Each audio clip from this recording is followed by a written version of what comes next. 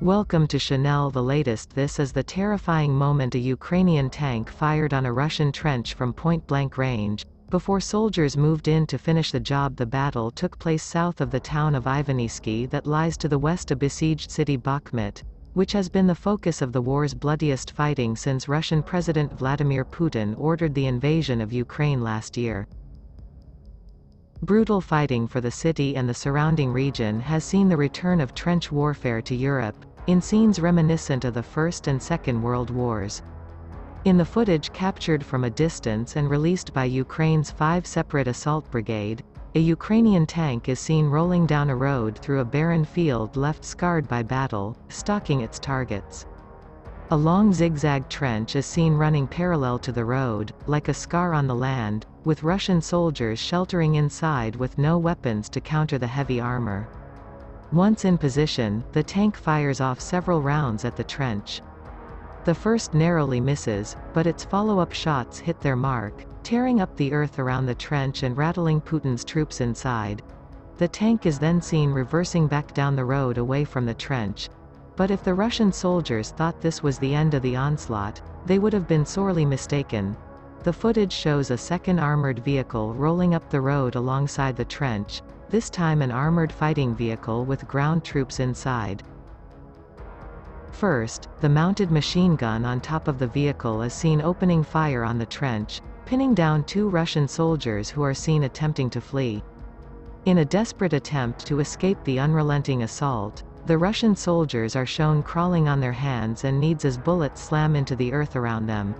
At this point in the footage, 4 Ukrainian soldiers appear from the rear of the infantry fighting vehicle. One of the soldiers, armed with a rocket launcher, fires off a missile at the trench as the armored vehicle provides covering fire.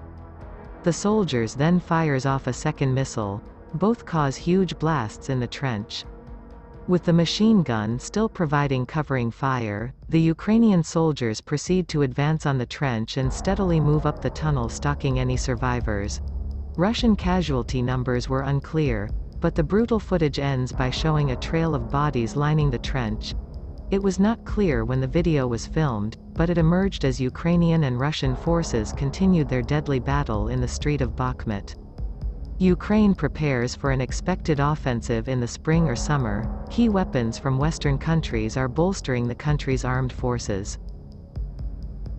Among the war machines that are expected to make a major impact on the battlefield are Leopard tanks and other armored vehicles from the West. What isn't getting many headlines today are drones for Ukraine.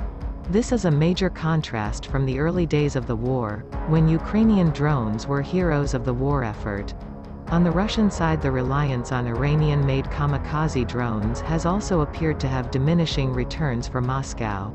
The Ukraine war now illustrates the limits of a future dominated by drones on the battlefield. Several years ago, the defeat of Armenian forces by Azerbaijan in clashes in the South Caucasus led to a discussion about whether unmanned aerial vehicles with missiles, or acting as kamikaze-style drones, would put an end to the role of large, expensive lumbering tanks on the battlefield. We now see in Ukraine that there are limitations to what drones can do, especially when they are not deployed in large numbers. To understand the role of drones on the battlefield, it's worth making a quick distinction between the large number of machines usually called drones. There are a plethora of unmanned systems that are now deployed by modern armies. These include new types of unmanned vessels being studied by U.S. forces in the Persian Gulf, everything from small boats to high-tech sailboards, that can provide navies with eyes at sea that can do more than people in a patrol boat might be able to accomplish. There are also different types of small drones, like the Raven, which is launched the same way a person might throw a paper airplane into the air. It weighs around 4 pounds and can fly for up to 90 minutes.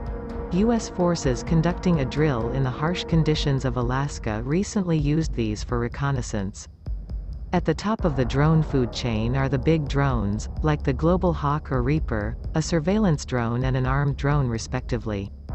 Reapers and their predecessor the Predator gained fame during the US-led global war on terror.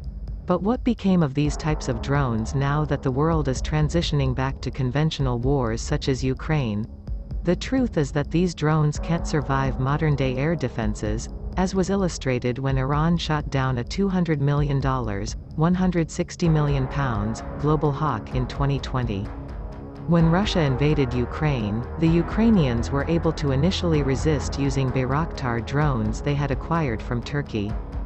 The New Yorker even claimed these drones had changed the nature of warfare. The 21-foot-long drone can carry small missiles. However, after a year of war, it appears most of the Ukrainian Bayraktars have been lost in fighting or due to attrition. It can't change the nature of warfare if it's no longer flying in large numbers. This is where the drone problem comes into play in modern war. Countries like Ukraine need large numbers of drones, and they need them at all levels, from small drones for infantry platoons, to larger armed drones that can act as a kind of instant air force. However, having just a handful of any one type of system won't provide air superiority, or enable the drones to have a meaningful impact. Recent videos show Ukrainians using various ingenious ways to continue to use drones they are likely making locally. These include small drones that can drop munitions on Russian units and others that conduct surveillance. On a long front line, this can be effective at harassing an enemy, but it's not bringing something new to warfare that artillery or other weapons didn't do in the past. Russia invaded Ukraine with a marginal stockpile of drones. Over the past year, it has used Iranian kamikaze drones, relatively simplistic but deadly weapons that are not that much more advanced than what the Germans were using against London when they fired V-1s and V-2s during the Second World War. Russia is basically using Iran's drones to terrorize civilians, but this is not a war-winning technology. As the world watches Ukraine and tries to learn the lessons of the 21st century's first major conventional war, the role of the drone in war may be re-evaluated. The conflict in Ukraine is not the same kind of conflict that might develop between modern militaries in the Pacific, such as we are seeing with China's threats to Taiwan. There is a rapidly growing role for drones, especially knitting them into the high-tech digital networks that armies now use, meaning drones can be used at all levels of the modern battlefield, from undersea to vessels, to land robots and aerial vehicles, sponging up data and carrying weapons. They are expendable in some cases, and can save lives by not meaning that people can avoid flying dangerous missions, or have to run through minefields. Militaries would be wise to look at Ukraine and send more drones to Kyiv to see what works and what needs a lot more tinkering before it is used in the high-tech battlefield of the future.